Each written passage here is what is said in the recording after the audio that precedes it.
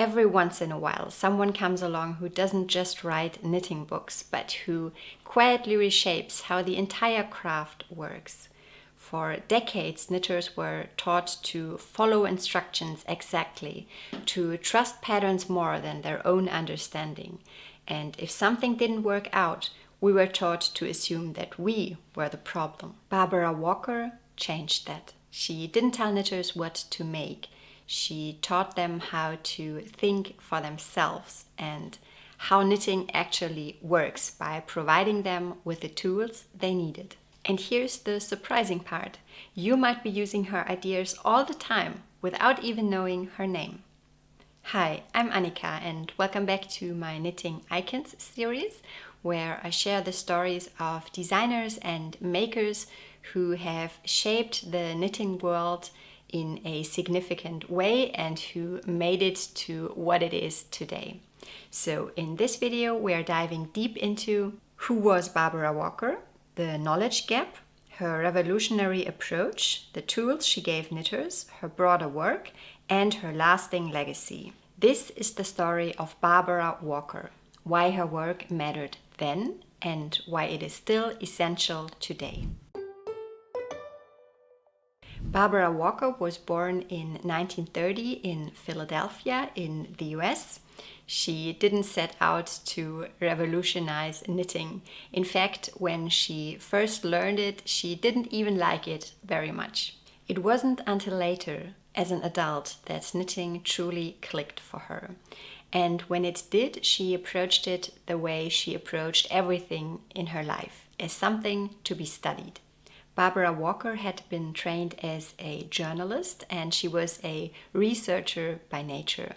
Curious, methodical, and deeply skeptical about perceived wisdom. Barbara Walker passed away in December of 2025 at the age of 95.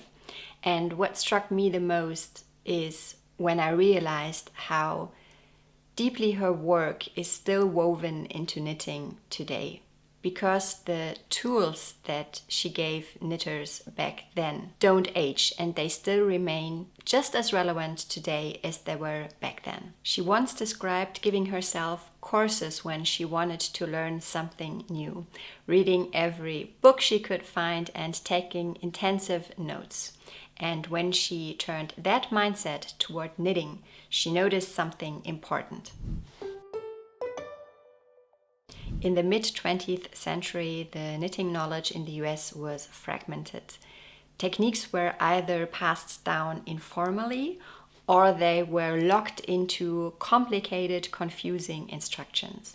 Patterns told you what to do, but they rarely told you why. And if something didn't make sense, there wasn't really any encouragement to question it. Barbara Walker saw this as a problem, not because knitters weren't capable, but they weren't given clear, organized information. So instead of writing just another pattern book, she did something different. She built a reference system. In 1968, Barbara Walker published a treasury of knitting patterns. It was followed by 3 more volumes over the next decades. But these books weren't pattern collections in the usual sense, they were catalogs. This is the second treasury of knitting patterns, and what I love most about this book is that it doesn't tell you what to make. It gives you building blocks, stitches, structures, possibilities. You're expected to think, to choose, and to design. Barbara Walker treated knitting knowledge as something that could be organized, shared, and recombined, not to be guarded. Each stitch was presented clearly and systematically, not as something sacred, but as something you could use. What made the treasuries so revolutionary wasn't that the stitches were new. Many of them were traditional, some were rediscovered, some were original. The revolution was how they were presented. For many knitters, this was the first time that knitting felt like agency, not obedience. One of the most powerful tools that Barbara Walker helped popularize was the knitting chart. Charts already existed in other knitting traditions, but in American pattern writing, long blocks of text were still the norm. charts changed that. They made knitting visual. They taught knitters to think for themselves, to anticipate what was coming, to see structures, and to learn how to read their knitting. Charts don't just tell you what to do, they teach you how one stitch relates to the other.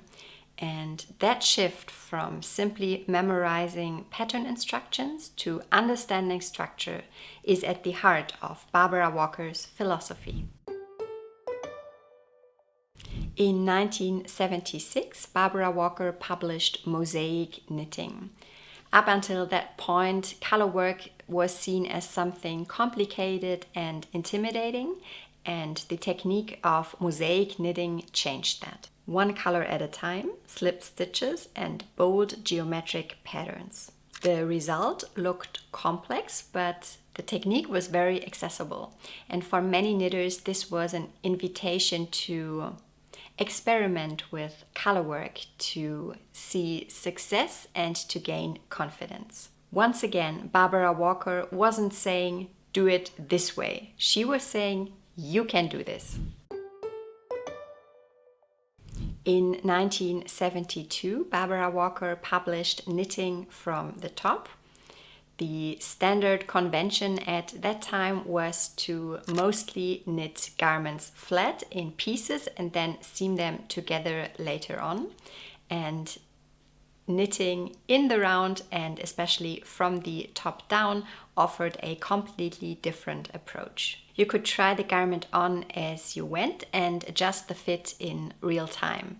This offered some true flexibility when knitting a garment. And nowadays, when knitting in the round and from the top down feels completely normal, it's so easy to forget how radical that idea once was.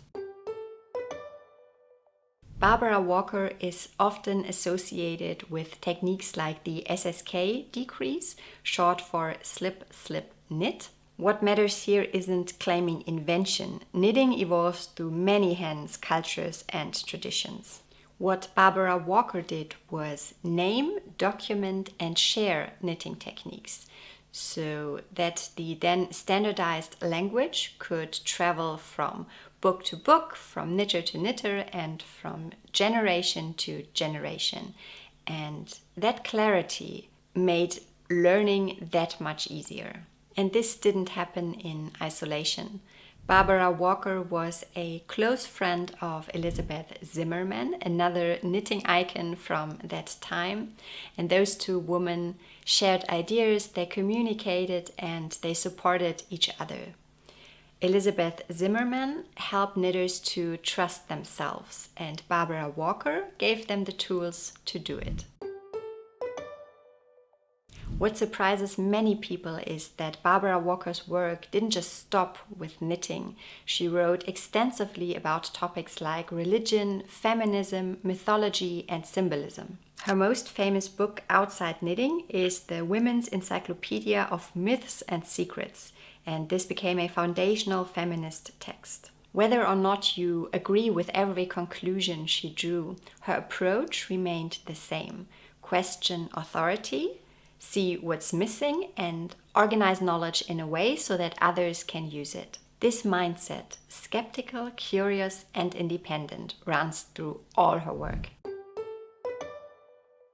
Barbara Walker didn't build a brand, she built a foundation. The knitting books that she wrote are still used by designers today. Teachers are still recommending them, and knitters are still reaching for them decades later. Not because they're trendy, but because they are useful.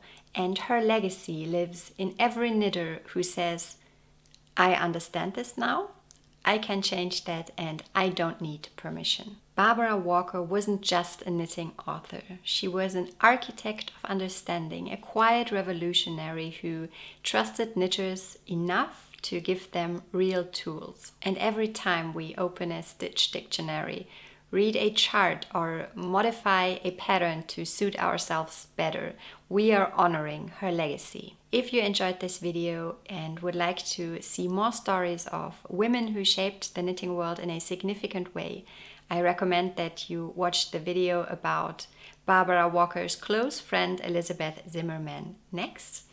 And keep thinking, keep questioning, and keep knitting. See you next time. Bye.